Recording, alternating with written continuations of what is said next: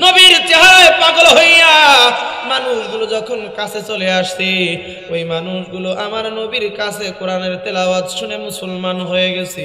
কথা তো এখানেই শেষ নয়।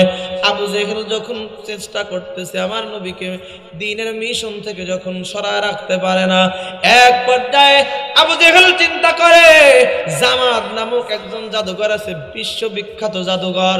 এই জাদুঘরকে যদি একবার নিয়ে আসতে পারে, এই জাদু বিদ্যা দিয়ে, জাদুর মন্ত্র দিয়ে যদি মুহাম্মদকে কোনো কিছু বশে আনা যায়, তাহলে মুহাম্মদী মিশন বন্ধ করা যাবে।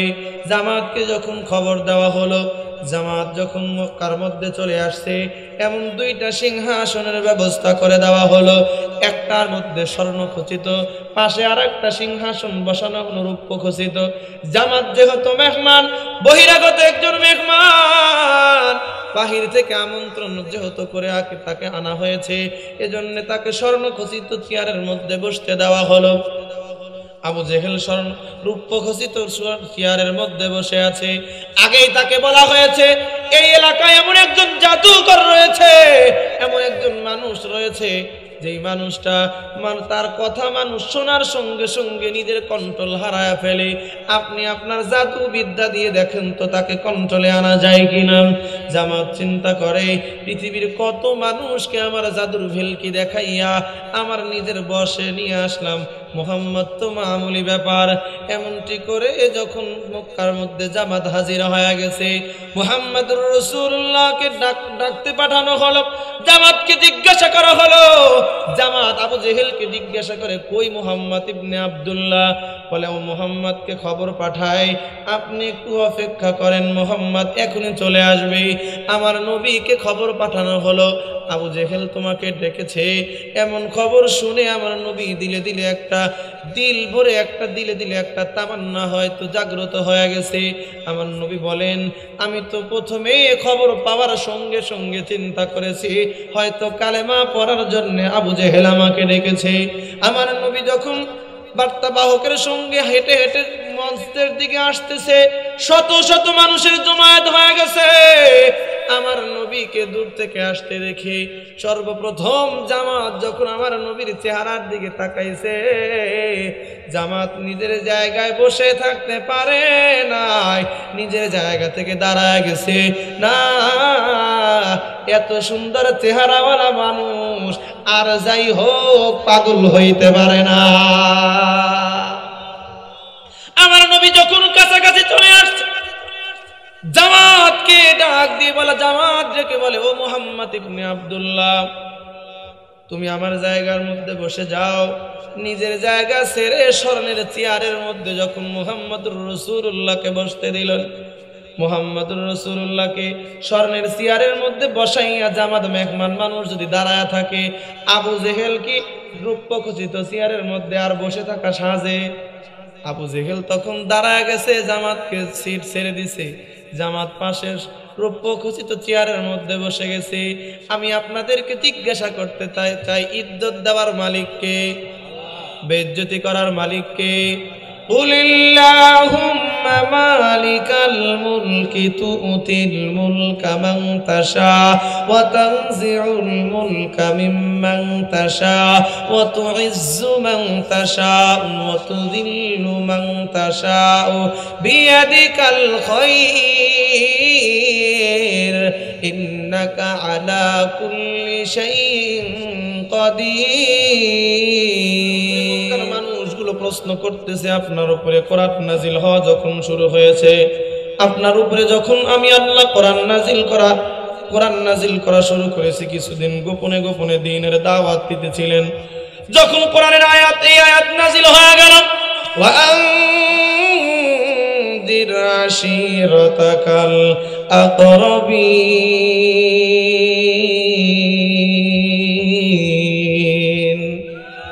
আমার পয়গম্বরকে যখন বলা হলো, মুহাম্মদ এতদিন পর্যন্ত গোপনে গোপনে দ্বীনের দাওয়াত দিলেন, এবার বিষয়টাকে ওপেন করে নেন। আমার নবী একটা পাহাড়ের উপরে দাঁড়ায় গেলেন। গোত্রের সমস্ত মানুষগুলোকে যখন একে একে ডাকতেছিলেন, সমস্ত মানুষগুলো পয়গম্বরের ডাকে পাহাড়ের পাদদেশে এসে হাজির হয়ে গেল। আমার পয়গম্বর ডেকে কয়, ওহে আমার এলাকার মানুষ, আমি যদি তোমাদেরকে এই মুহূর্তে বলি এই পাহাড়ের অপর প্রান্তে একদল সৈন্যবাহিনী, তারা প্রস্তুত হয়ে আছে, যে কোনো সময় অস্ত্র শস্ত্রে সজ্জিত হয়ে আছে, যে কোনো সময় তোমাদের উপরে আক্রমণ করতে পারে। তোমরা কি আমার কথা বিশ্বাস করবে নাকি?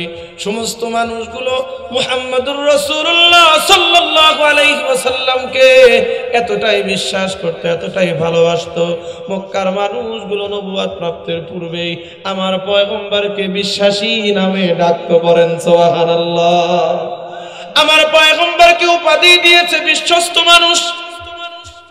এই মানুষগুলো সবাই এক বাক্যে স্বীকার করলো, মুহাম্মদ, আজও পর্যন্ত তোমাকে একটা মিথ্যা কথার আশ্রয় নিতে আমরা দেখি নাই, তোমার জবানে একটা মিথ্যা কথাও আমরা বলতে শুনি নাই। মুহাম্মদ, তুমি যদি এই মুহূর্তে বলো পাহাড়ের অপর প্রান্তে আমাদের উপরে আক্রমণ করার মতো কোনো সৈন্যবাহিনী প্রস্তুত হয়ে আছে, নিঃসন্দেহে আমরা বিশ্বাস করব, অবিশ্বাসের কিছু নাই। আমার পয়গম্বর ডাক দিয়ে বললেন, ওহে আমার সম্প্রদায়ের মানুষ, দুনিয়ার সৈন্য যদি তোমাদের উপরে আক্রমণ করে তাহলে এই সৈন্যের হাত থেকে বাঁচার উপায় আছে। তোমরা যেইভাবে গুনার দিকে হাঁপায় যাইতেছ, যেইভাবে তোমরা দেবদেবীর সামনে মাথা নোয়াইতেছ, তোমরা যেইভাবে এক আল্লাহর গোলামি ছেড়ে তাগুতি শক্তির তোমরা ইবাদত করতেছো, তোমরা দেবদেবী আল্লাহর জায়গায় বসায় ফেলছো, ওই একত্ববাদী খোদার পক্ষ থেকে আমি একজন পয়গম্বর, আমি তোমাদের কাছে দাওয়াত দিতেছি, তোমরা আমার দাওয়াত গ্রহণ করে লা ইলাহা ইল্লাল্লাহু মুহাম্মাদুর রাসূলুল্লাহর মিশনের মধ্যে ইনভলভ হয়ে যাও। আমার মিশন মুহাম্মাদি মিশন, কালেমার মিশন তোমরা গ্রহণ করে নাও, আমার কালেমার দাওয়াতটাকে তোমরা গ্রহণ করে নাও। যদি আমার কালেমা গ্রহণ না করো তাহলে তোমাদের উপরে এমন ভয়ানক শাস্তি আসবে, এমন আল্লাহর রিজার্ভ কিছু বাহিনী তোমাদের উপরে আক্রমণ করে বসবে, যেই বাহিনীর হাত থেকে বাঁচার কোনো উপায় পৃথিবীর কোনো মানুষের নাই। মক্কার সমস্ত মানুষগুলো, কিছু মানুষ মুহাম্মদুর রাসূলুল্লাহর দাওয়াত গ্রহণ করলো, আর অধিকাংশ মানুষগুলোই তাকে বিভিন্ন রকমের বৎসনা দিয়ে, বিভিন্ন রকমের কটু কথা শুনাইয়া মানুষগুলো চলে গেল দূরে। আবু জেহেল কাছে, আবুল আহাব কাছের একজন মানুষ, আমার নবীর খুব কাছের একজন মানুষ। এই কাছের মানুষটা করলো কি, আমার নবীর দিকে একটা পাথর ছুঁড়ে মারছে, আর জবানের ভিতরে উচ্চারণ করেছে, তাব্বান লাকা আলিহাদা জামাতানা ইয়া মুহাম্মদ, ও মুহাম্মদ তুমি ধ্বংস হয়ে যাও। এই কথা বলার জন্যই কি তুমি আমাদের ডাকছো নাকি? এই কথা যদি তুমি আর দ্বিতীয়বার উচ্চারণ করো আমাদের হাত থেকে কিন্তু তুমি বাঁচতে পারবা না। এমন হুঁশিয়ারি বাক্য উচ্চারণ করে সমস্ত মানুষগুলো প্রায় সামনের থেকে চলে গেল। আমার নবী তারপরেও দ্বীনের দাওয়াত দেওয়া বন্ধ করলেন না। এক এক সময় এক এক রকমের পরীক্ষার সম্মুখীন পয়গম্বর হলেন।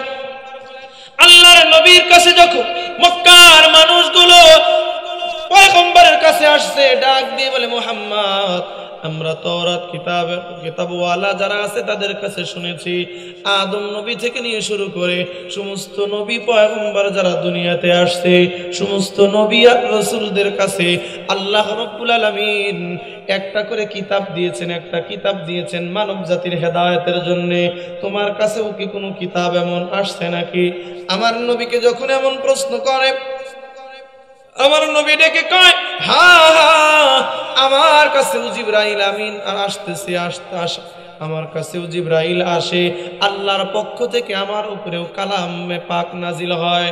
আমার নবীর কাছে যখন এমন প্রশ্নের জবাবে আমার নবী যখন কোরআনের কথা তাদের সামনে শোনায় দেয়, মক্কার মানুষগুলো প্রথমত প্রশ্ন করে, মুহাম্মদ, তোমার কাছে তোমার রব কোরআন পাঠানোর উদ্দেশ্যটা কি? তোমার রব তোমার কাছে কি নাজিল করেছে? কোরআন আবার কি? কোরআন কি এমন জিনিস, তুমি কি বুঝাইতে চাও? আল্লাহ রাব্বুল আলামিন তাদের জবাব প্রথমে দিলেন, কিতাবুন আনজালনাহু ইলাইক। ওগো পয়গম্বর, আপনি জবাব দেন, মক্কার মানুষগুলোকে শোনায়া দেন, কোরআন হলো এমন একটা জিনিস, কোরআন এমন একটা কিতাবের নাম, যেই কিতাবের একটা নাম হলো কালামুল্লাহ। এই কালামুল্লাহ হলো আল্লাহর পক্ষ থেকে নাজিল করা একটা কিতাব। আল্লাহর পক্ষ থেকে নাজিল করা একটা কিতাবের নাম হলো কোরআন। মক্কার মানুষগুলোর প্রশ্ন শেষ হয় না। মক্কার মানুষগুলো ডাক দিয়ে কয়, মুহাম্মদ, কোরআন কি জিনিস?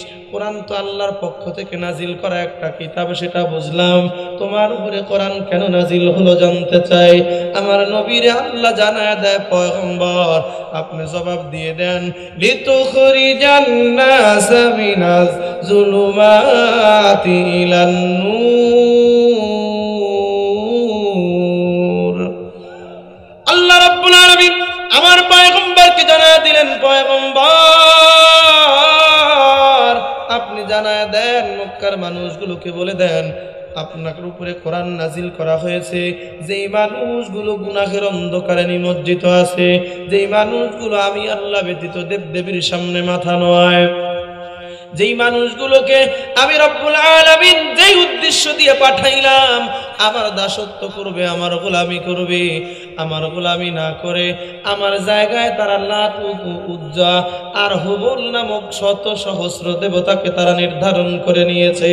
আমার জায়গায় তারা বিভিন্ন দেবতাকে বসায়া দিছে। আমার কুদরতি কদমে সেজদা না করে তারা হুবলের কদমে সেজদা করে, আমার কুদরতি কদমে সেজদা না করে তারা লাতের কদমে সেজদা করে, আমার কদমে সেজদা না করে তারা উজ্জার কদমে সেজদা করে। এমনটি যারা করে, এই গুনার মধ্যে যারা নিমজ্জিত আছে গো পয়গম্বর, আপনি ওই মানুষগুলোকে বলে দেন আমি কোরআন নাজিল করলাম, কারণ হলো ওই মানুষগুলোকে গুনার অন্ধকার থেকে টেনে টেনে আপনি জান্নাতের সুন্দর পথে, আলোর পথে পরিচালিত করবেন। এজন্যই আল্লাহ কোরআন নাজিল করেছেন। সুবহানাল্লাহ। ও মুসলমান ইমানদার, আল্লাহর কোরআনের মধ্যে বলুন তো দেখি, আল্লাহর কোরআন কোনো মানুষের দিল আকর্ষণ করার ক্ষমতা রাখে কি রাখে না? আল্লাহর কোরআন পৃথিবীর মানুষগুলোর দিল আকর্ষণ করার ক্ষমতা রাখে। আমার বাংলাদেশেও এমন কত হাফেজ কোরআন, কারিউল কোরআন পাওয়া যায়, যেই কারির কোরআন তেলাওয়াত শুনে মানুষগুলো এমনিতেই চোখের পানি ফেলে কান্না করে।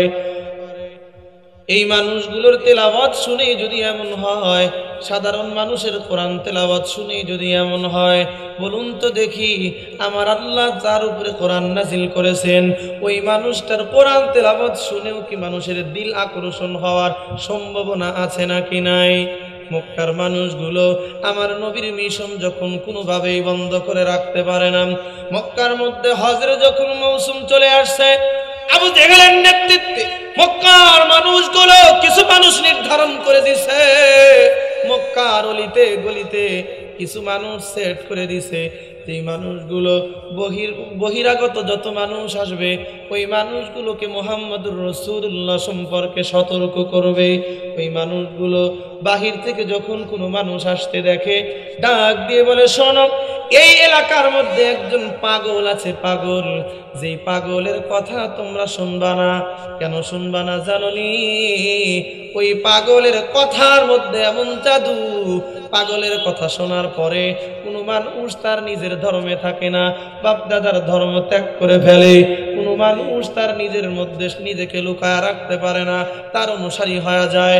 ওই পাগল ওই একজন বড় জাদুঘর, বড় একজন পাগল, ওই পাগলের কাছে তোমরা যাবা না। এমনটি করে যখন রাস্তার মোড়ে মোড়ে মক্কার ভিতরে ঢুকতেই যখন মানুষগুলোকে সতর্ক করে দেওয়া হয়, আমি আপনাদেরকে জিজ্ঞাসা করতে চাই, যেই বিষয় সম্পর্কে মানুষকে সতর্ক করা হয়, যেই বিষয় সম্পর্কে মানুষকে নিষেধ করা হয়, বলুন তো ওই জিনিস দেখার জন্যে মানুষের আগ্রহ কমে নাকি বেড়ে যায়? আল ইনসানু হারিসুন ফিমা মুনিয়া, মানুষকে যে বিষয় সম্পর্কে নিষেধ করা হয় মানুষ কিন্তু ওটাই আগে করার চেষ্টা করে, ঠিক না ঠিক? এটা মানুষের স্বভাব। এজন্য মক্কার মধ্যে যখন বহির্বিশ্ব থেকে মানুষগুলো হজ ব্রত পালন করার জন্য যখন আসে, মক্কার প্রতিনিধি দলগুলো মক্কার মানুষগুলো ডেকে কয়, একজন পাগল আছে, তার নাম হলো মুহাম্মদ, ওই মুহাম্মদের কাছে খবরদার তোমরা কেউ যাইবা না। ওই মানুষগুলো চিন্তা করে, হজ করি আর না করি, বাইতুল্লাহ তোয়াফ করি আর না করি, হজ হোক বা না হোক, হজের সুযোগ পাই বা না পাই, যেই পাগল সম্পর্কে মানুষগুলো সতর্ক করে দেয়, যেই পাগলের কথা শুনলে মানুষ বাপ দাদার ধর্ম পর্যন্ত ত্যাগ করে, আর যাই করি এই পাগল না দেখে দেশের মধ্যে ফিরব না। একবার জোরে বলা যায় না সুবহানাল্লাহ? আমি আপনাদেরকে জিজ্ঞাসা করতে চাই, কোন মানুষ যদি আমার নবীর সামনে এসে দাঁড়ায় যায়, বলুন তো দেখি, আমার নবীর চেহারার মধ্যে আল্লাহ মায়া দিয়ে তৈরি করছেন কি করেন নাই? আমার নবীর চেহারার মধ্যে কত মায়া, কথায় কথা মনে আসে। ও ভাই, কত নাটক সিনেমার বই তোমরা, কত উপন্যাস কিনে কিনে পড়ো। আমি একটা জিনিস যুবক ভাই তোমাদেরকে সাজেস্ট করে যাই, একটা জিনিস আমি এলাকার মানুষগুলোকে একটা বই কিনে পড়ার কথা বলে যাই। শামায়েলে তিরমিজি নামক একটা কিতাব বাংলায় এখন কিনতে পাওয়া যায়। ওই কিতাবের মধ্যে আমার নবী দেখতে কেমন ছিলেন এমনটি বর্ণনা দেওয়া আছে বাজান। আমার নবীর মাথার চুল কেমন ছিল কিতাবের মধ্যে পাওয়া যায়। আমার নবীর কপালটা কেমন ছিল, মাথার চুলগুলো কেমন ছিল, শামায়েলে তিরমিজির মধ্যে সুন্দর করে লেখা। আমার নবীর চোখের ভুরুটা কেমন ছিল কিতাবের মধ্যে পাওয়া যাবে। আমার নবীর চোখটা কেমন ছিল, আমার নবীর চোখের পাপড়ি কেমন ছিল, আমার নবীর চোখের সাদা অংশ কেমন, আমার নবীর চোখের কালো অংশটা কেমন, আমার নবীর নাসিকাটা কেমন, গালটা কেমন, আমার নবীর মাথা থেকে নিয়ে পায়ের তালু পর্যন্ত শামায়েলে তিরমিজি নামক কিতাবের প্রতিটি হাদিসের মধ্যে পাওয়া যাবে। কিতাবটা একটু পড়ে দেখো রে ভাই। আমার নবীর এই হুলিয়ানামা এই কিতাবটা যদি কোনো একজন মুসলমান পড়তে পারে, আল্লাহর কসম করে বললে কাফারা দেওয়া লাগবে না। ওই মানুষটা আমার নবীর প্রেমে পড়তে আর কিছু লাগবে না। আমার ভাইরা, আমার বন্ধুগণ, কিতাবের মধ্যে পাওয়া যায়, আল্লাহর নবীর সাহাবীরা বর্ণনা করেন, দুনিয়ার মানুষ আমার নবীর সৌন্দর্য সম্পর্কে যদি তোমরা জানতে চাও, আমার নবীর সৌন্দর্য হলো, আমার নবীর সৌন্দর্য যদি একজন মানুষ একবার তাকাইতো, যেই রকমের সুন্দর আমার নবীর চেহারার দিকে দ্বিতীয়বার তাকাইলে তার থেকেও বেশি সুন্দর দেখা যাইতো। একবার জোরে বলবেন কি সুবহানাল্লাহ?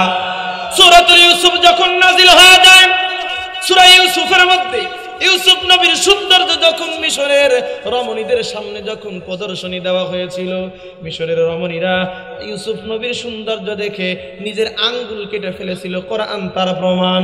আয়াত যখন নাজিল হয়ে গেল, আমার নবীর সৌন্দর্যের ব্যাপারে সাহাবীরা আম্মা জান আয়েশা সিদ্দিকাকে মদিনার মানুষেরা, মদিনার মেয়েরা প্রশ্ন করে, ওগো আম্মা জান, ইউসুফ নবীর সৌন্দর্য কোরআন বয়ান করেছে, ইউসুফ নবীকে দেখে মিশরের রমণীগুলো হাত কেটে ফেললো। আম্মা জান, আমার নবীর সৌন্দর্য সম্পর্কে আপনি কিছু বলেন। আমার নবীর সৌন্দর্য কি ইউসুফ নবীর তুলনায় কম নাকি বেশি? আম্মা জান আয়েশা বলেন, ও মদিনার মেয়েরা, দুনিয়ার মানুষেরা তোমরা শুনে নাও, ইউসুফ নবীকে মিশরের রমণীদের সামনে যখন প্রদর্শনী দেওয়া হয়েছিল, মিশরের মেয়েরা আঙ্গুল কেটে ফেলেছিল। প্রাণ প্রমাণ করে, ওই জায়গায় যদি ইউসুফ নবীর পরিবর্তে আমার নবীর প্রদর্শনী দেওয়া হতো, মিশরের রমণীরা আঙ্গুল কাটত না, আঙ্গুলের মধ্যে ছুরি না চালাইয়া কলিজার মধ্যে ছুরি চালাইয়া দিত। ও মুসলমান ইমানদার, আমার নবীর সৌন্দর্য দেখে সাহাবীরা জীবন দিছে কি দেয় নাই? আমার নবীর সৌন্দর্যে কেমন পাগল। হানজালা রাদিয়াল্লাহু তাআলা আনহুর ইতিহাস আমরা উলামায়ে কেরামের জবান থেকে হাদিস শুনেছি। লম্বা কথা সেদিকে যাব না। একটা হাদিসের বর্ণনা, আমার নবীর সৌন্দর্যের একটা হাদিসের বর্ণনা দিয়েই সামনে আগাবো। হযরতে জাবের রাদিয়াল্লাহু তাআলা আনহু বয়ান করেন, আমি যখন একদিন বাসার মধ্যে ঢুকলাম, আমার আম্মা জান বড় বিনয়ের সঙ্গে আমার কাছে আসছে, ডাক দিয়ে বলে জাবের, ওহে আমার সন্তান, যাও যাও আমার নবীর দরবারে গিয়ে আমার নবীকে আজকে যেন আমার বাড়িতে মেহমানদারি গ্রহণ করেন, দাওয়াত করে আসো। হযরত জাবের চলে গেলেন পয়গম্বরের কাছে, ডাক দিয়ে বললেন, ইয়া রাসূলুল্লাহ, ইয়া হাবিবাল্লাহ, আজকে রাতে এশার নামাজের পরে আমাদের বাড়িতে আপনারা দাওয়াত। আমার নবীর একটা সুন্নাত হলো, কোনো মানুষ যদি আমার নবীর দাওয়াত দেয়, আমার নবী সেই দাওয়াতটা গ্রহণ করতেন। এটা আমার নবীর সুন্নাত। শুধুমাত্র দাওয়াত দিতেন, দাওয়াত গ্রহণ করতেন বিষয়টা এমন না। আমার নবীও সাহাবীদেরকে কখনো কখনো মেহমানদারি করতেন। সুবহানাল্লাহ। দাওয়াত দেওয়াও সুন্নাত, নেওয়াটাও সুন্নাত। শুধু গ্রহণ করাটা সুন্নাত না, দাওয়াত দেওয়াটাও কিন্তু সুন্নাত। এজন্য আমার নবী দাওয়াত গ্রহণ করলেন। এশার নামাজ পড়ে আমার পয়গম্বর জাবেরের সঙ্গে বাসার মধ্যে চলে গেলেন। জাবের যখন আমার নবীকে ঘরের মধ্যে চৌকির উপরে একটা জায়গায় ঘরের মধ্যে যখন বসতে দিলেন, আশ্চর্য এক অবস্থা লক্ষ্য করলেন। আমার নবীর মতো দামি একজন মেহমান যদি কোনো মানুষের কোনো বাসায় মেহমান হয়, বলুন তো দেখি ওই মেজবান কি পরিমাণ ব্যস্ত হওয়া দরকার। আমার নবী এমন একজন দামি মেহমান, যেই মেহমানের মেহমানদারি করেছেন আসমানের মালিক আল্লাহ। আল্লাহ রাব্বুল আলামিন দুনিয়াতে 313 জন পয়গম্বর পাঠিয়েছেন, 1.25 লক্ষ নবী পাঠাইছেন। 312 জন পয়গম্বরকে আল্লাহ আরশে ডাকেন নাই, ডাকছেন নাকি? আরশে ডাকেন নাই। আদম নবীকে বানাইয়া আল্লাহ জান্নাতে থাকতে দিয়েছেন, আরশে নেন নাই। হযরতে ইব্রাহিম, হযরতে নূহ আলাইহিস সালামকে শরীয়তের পয়লা নবী বানাইছেন, আরশে ডাকেন নাই। ইব্রাহিমকে খলিল বানাইছেন, আরশে ডাকেন নাই। মুসা কালিমুল্লাহর সঙ্গে আল্লাহ তুর পর্বতে ডেকে ডেকে কথা বলেছেন। তুর পর্বতে কথা বলেই শেষ, আরশে কিন্তু মুসা নবীকে ডাকা হয় নাই। ঈসাকে রূহুল্লাহ বানাইছেন, আরশে ডাকেন নাই। সুলাইমানকে তামাম পৃথিবীর রাজত্ব দিয়েছেন, আরশে ডাকেন নাই। আল্লাহ রাব্বুল আলামিন 312 জন পয়গম্বরের একজনকেও ডাকেন নাই। 313 নম্বর পয়গম্বর মুহাম্মদুর রাসূলুল্লাহ সাল্লাল্লাহু আলাইহি ওয়াসাল্লাম আমার নবীর আল্লাহ রাব্বুল আলামিন মেহমানদারি করেছেন। আমার নবীকে মেরাজ করাইয়া আল্লাহ রাব্বুল আলামিন আমার নবীকে নিজের বাড়িতে মেহমানদারি করাইছেন। সুবহানাল্লাহ। ও মুসলমান ইমানদার, মুফাসসিরিনে কেরাম, মুহাদ্দিসিনে কেরাম অসংখ্য হাদিসের কিতাবের মধ্যে লিখেছেন আমার নবীকে মেরাজ করানোর অসংখ্য কারণ উলামায়ে কেরাম লিখেছেন। আমার নবীকে মেরাজ করানো হলো কেন, তার একটা কারণ বর্ণনা করতে গিয়া মুহাদ্দিসিনে কেরাম কিতাবের মধ্যে লিখছেন আমার আল্লাহ আমার নবীকে খুব কাছ থেকে একটু দেখার জন্য নিজের বাড়িতে ডেকেছেন। সুবহানাল্লাহ। আমার নবীকে আল্লাহ রাব্বুল আলামিন নিজে কাছ থেকে দেখবেন, খুব কাছাকাছি দেখবেন, এজন্য আল্লাহ আরশে ডেকেছেন। আবার আরশে ডাকার সময় আল্লাহ রাব্বুল আলামিন দুনিয়া আখিরাতের সমস্ত সিস্টেম বন্ধ করে দিয়ে আমার নবীরে আল্লাহ নিজের বাড়িতে নিয়েছেন। সুবহানাল্লাহ। হাদিস প্রমাণ করে আমার নবী বলেন, আমি যখন মেরাজে সফর শুরু হলো মসজিদে হারাম থেকে মসজিদে আকসা, সেখান থেকে উর্দু সফর যখন শুরু হলো, প্রথম আসমান দ্বিতীয় আসমান, আমার এই লম্বা সফর দুনিয়ার আসমান থেকে নিয়ে প্রথম আসমানের দূরত্ব 500 বছর সমান রাস্তা। কত বছর? 500 বছর। প্রথম আসমান থেকে দ্বিতীয় আসমান এমন গ্যাপ, প্রত্যেকটা আসমানের মাঝের গ্যাপ 500 বছর সমান। 500 বছর সমান গ্যাপ। এরপরে সিদরাতুল মুনতাহা, দুনিয়ার জমিন থেকে সিদরাতুল মুনতাহা যত দূর, সিদরাতুল মুনতাহা থেকে আল্লাহর আরশ তার থেকেও বেশি দূর। সুবহানাল্লাহ পড়েন। এত লম্বা সফর করার পরেও আমি এসে দেখি যেই বিছানা থেকে উঠেছি সেই বিছানার উষ্ণতা এখনো বিছানায় রয়েই গেছে। সুবহানাল্লাহ কোন। যেই পানি দিয়ে ওযু করেছি ওযুর পানি এখনো গড়তেছে। এই হাদিস কি আপনারা আজকেই প্রথম শুনলেন না আগেও শুনছেন? হ্যাঁ, আগেও এই হাদিস আপনারা শুনেছেন। আল্লাহর রাসূল বলেন আমি ওযুর পানি ফিরে এসে গড়তে দেখেছি। এত লম্বা সফর করলেন তারপরেও ওযুর পানি গড়তে দেখলেন, বিছানার উষ্ণতা পেলেন। এর মধ্যে কি প্রশ্ন জাগে না এত লম্বা সফর তারপরে এগুলো কেমনে সম্ভব? সহজ মেসাল দিলে ভালো বুঝে আসতে পারে। মনে করেন এই এলাকার মধ্যে আমাদের বর্তমানে সাজাদপুর থানার এমপি কি স্যার? এমপি নাই, যাই হোক ছিল তো এক সময় এমপি সয়ন ইসলাম। মনে করেন যখন ছিল তখন এই এলাকার কোন একটা প্রোগ্রামে সয়ন ইসলাম সাহেবকে দাওয়াত দিয়েছেন। এই রাস্তা দিয়ে যখন উনি আসবেন তখন কি আপনারা রাস্তায় গাড়ি ঘোড়া দিয়ে যানজট লাগায় রাখবেন? রাস্তা হবে এরকম, এমপি সাহেব আসতে পথে একটা গাড়িও রাস্তার মধ্যে থাকা যাবে না, সব চলাচল বন্ধ। এমপি সাহেবের জায়গায় মন্ত্রী যদি হয়, এই শাহজাদপুর থেকে এ পর্যন্ত একটা গাড়ি চলাচল থাকবে কি? সব চলাচল বন্ধ। প্রধানমন্ত্রী যদি আসতো তাহলে তো একবারে সিরাজগঞ্জ সদর থেকে বন্ধ। কথা ঠিক না ঠিক? হ্যাঁ, 2 দিন আগের থেকে বন্ধ যদি বোম লাগায় দেয়। কি বলেন, সম্ভাবনা আছে না নাই? কথা কান। এজন্য 2 দিন আগে থেকে বন্ধ। দুনিয়ার সাধারণ প্রধানমন্ত্রী চলার সময় যদি সব সিস্টেম বন্ধ করা যেতে পারে, আমার আল্লাহ যখন সৃষ্টির প্রধান মুহাম্মদুর রাসূলুল্লাহ সাল্লাল্লাহু আলাইহি ওয়াসাল্লামকে সফর করাইতেছেন বিশেষ প্রোগ্রাম, এই প্রোগ্রামে কি আল্লাহ রাব্বুল আলামিন আসমান আর জমিনের চলমান যত সিস্টেম আছে সমস্ত সিস্টেমকে বন্ধ করার ক্ষমতা আমার আল্লাহর আছে না নাই? আল্লাহ সব সিস্টেম বন্ধ করে দিয়েছেন। তোরা জায়গায় যার যার জায়গায় হার্ট ব্রেক, আমার নবী বাসায় ফিরবে তারপরে চলাচল। সুবহানাল্লাহ। এজন্যই আমার নবী ফিরে আসছেন, আসার পরে দেখেন উষ্ণতা এখনো আছে, পানি এখনো ঘটতেছে। এ লম্বা হাদিস, আমি সেদিকে যাব না। আমার রসুল তো এমন দামি একজন মেহমান, যেই মেহমানের মেহমানদারি করেছেন কে? আল্লাহ। এখন জাবের রাদিয়াল্লাহু তাআলা আনহুর বাসায় যখন নবীজি আসছেন, জাবেরের মা নবীজির মেহমানদারিতে ব্যস্ত না হয়ে একবার বাইরে যায়, একবার ভিতরে আসে, নবীজির চেহারার দিকে তাকায় থাকে। গালেবান তখনও পর্দার আয়াত নাজিল হয় নাই। এরকম যখন বারবার করে করতেছেন, হযরত জাবের রাদিয়াল্লাহু তাআলা আনহু প্রশ্ন করলেন, মা, এমন একজন দামি মেহমান তোমার বাসায় আসছে, যেই মেহমানের মেহমানদারি করেছেন আল্লাহ, অথচ এই মেহমানকে ঘরের মধ্যে বসায় একবার বাইরে যাও, একবার ভিতরে আসো, বিষয়টা কি?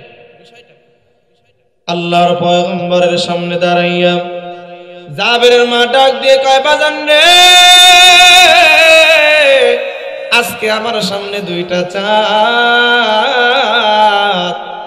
আকাশের মধ্যে একটা উদয় হয়েছে 14 তারিখের পূর্ণিমার চাঁদ, একটা চাঁদ আমার ঘরের মধ্যে রে বাজান।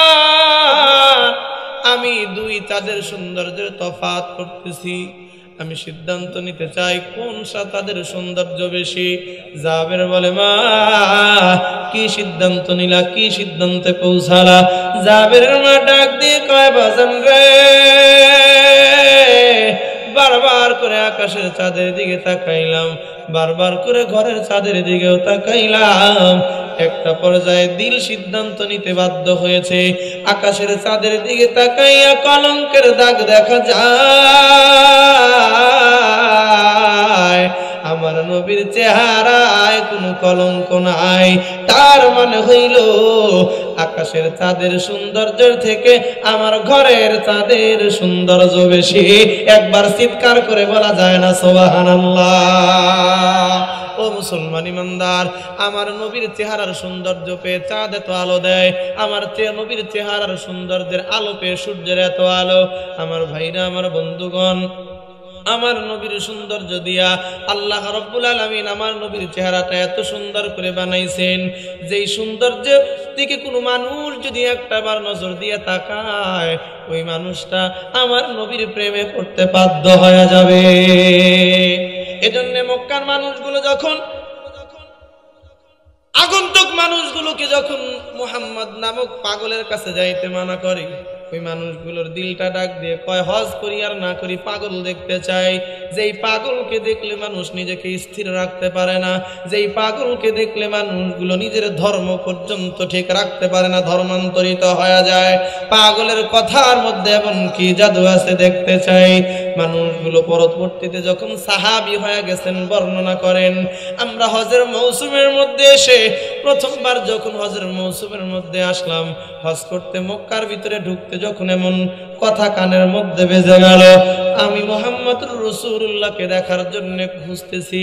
দূর থেকে যখন নবীজির চেহারার দিকে তাকাইলাম, চেহারার দিকে তাকাইয়া প্রথমে চেহারার দিকে নজর পড়তেই দিল সিদ্ধান্ত নিয়েছে, এত সুন্দর চেহারার মানুষ কখনো পাগল হইতে পারে না।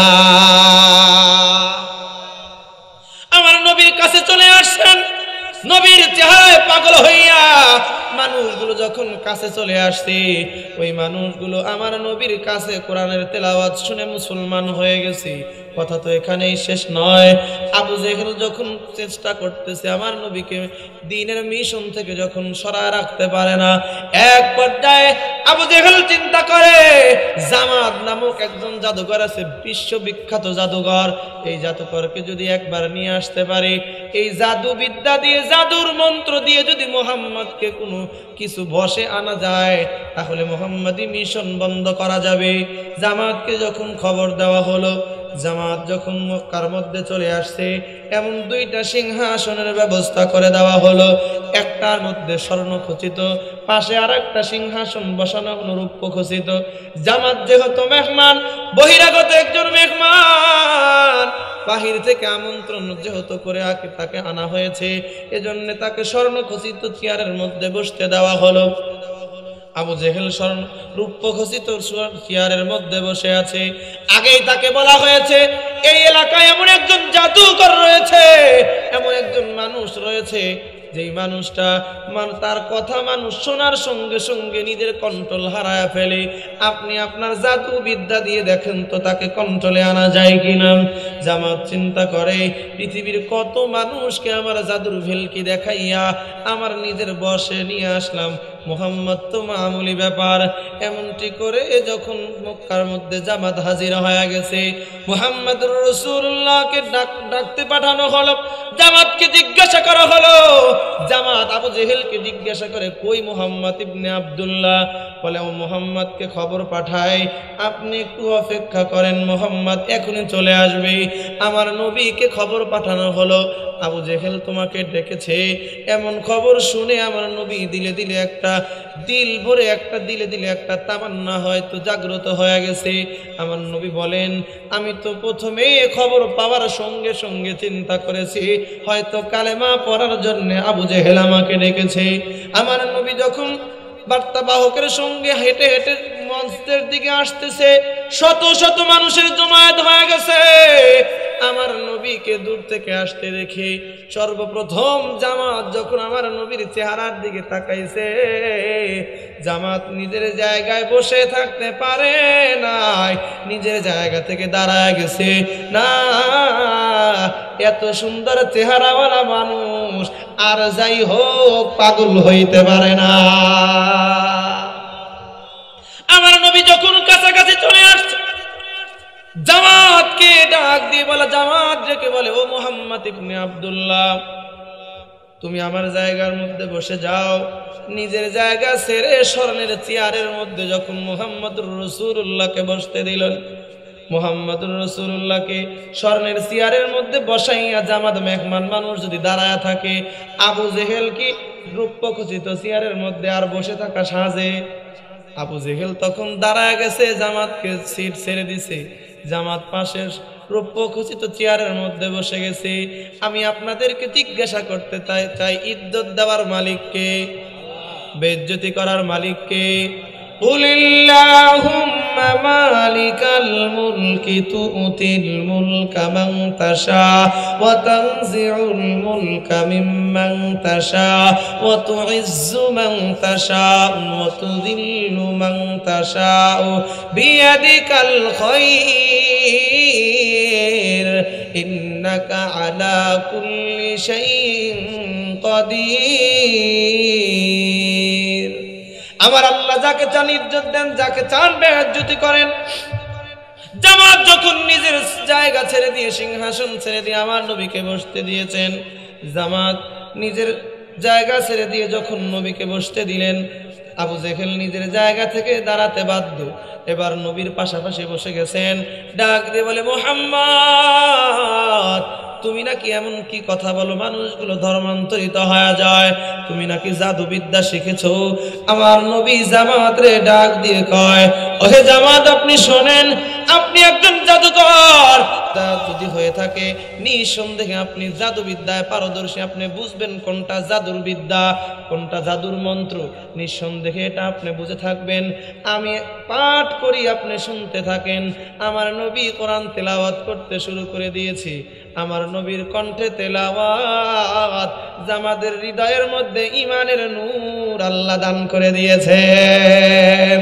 ও মুসলমান ইমানদার, আল্লাহ রাব্বুল আলামিন কোরআনের মধ্যে এমন ম্যাগনেট তৈরি করে দিয়েছেন, কোরআনের তেলাওয়াত যদি আপনি আপনার বাসার মধ্যে শুরু করে দেন, সকাল বেলায় ফজরের নামাজ পড়ে আপনি যদি বাসার মধ্যে কোরআন তেলাওয়াত করেন, আপনার সন্তান সকাল বেলায় ঘুম থেকে জাগ্রত হবে আপনার কণ্ঠের তেলাওয়াত শুনে, আপনার বিবির কণ্ঠে তেলাওয়াত শুনে। আপনার সন্তান যদি ঘুম থেকে জাগ্রত হয়, আর যাই হোক আপনার ওই সন্তান কখনো নেশার আড্ডায় যেতে পারবে না। আপনার সন্তানকে কোরআন আকর্ষণ করবে, কোরআনের আকর্ষণে আপনার সন্তানকে হেফাজত করবেন কে? আমার ভাইরা, আমার বন্ধুগণ, আল্লামা জুলফিকার আহমদ নকশবন্দি দামাত বরকাতুহুমুল আলিয়া উনি তার নিজের ঘটনা বয়ান করেন। উনি বলেন, আমি 78 সনের কথা উনি তার কিতাবের মধ্যে কুতুবাত ইসলামের মধ্যে লিখেছেন। আমি আমেরিকাতে ছিলাম, আমেরিকার এক সিটি শহরের মধ্যে আমি একটা সেন্টারের মধ্যে আল্লামা আব্দুল বাসেত রহমাতুল্লাহি আলাইহি কোরআন তেলাওয়াত করতেন, আমি তার প্রাসঙ্গিক ব্যাখ্যা করতাম।